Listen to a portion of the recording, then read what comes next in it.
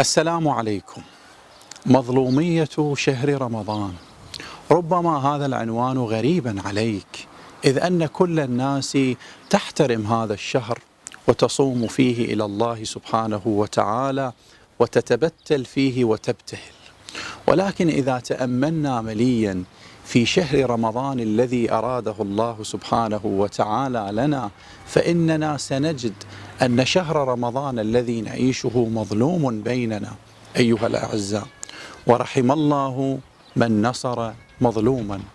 بدل أن تكون أذكار شهر رمضان صارت برامج شهر رمضان، وبدلا من قرآن شهر رمضان صارت مسلسلات شهر رمضان، وبدلا من جد شهر رمضان صار كسل شهر رمضان، وبدل من أهداف شهر رمضان صارت ألعاب شهر رمضان، وهلم جرا.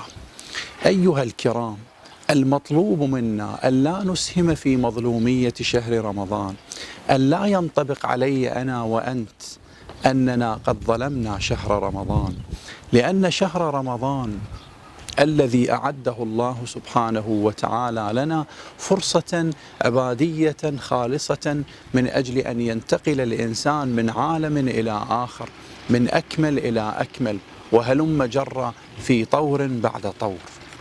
إذن كيف هو شهر رمضانك؟ اللهم إني أعوذ بك من مظلوم استغاث بي بحضرتي فلم أنصر.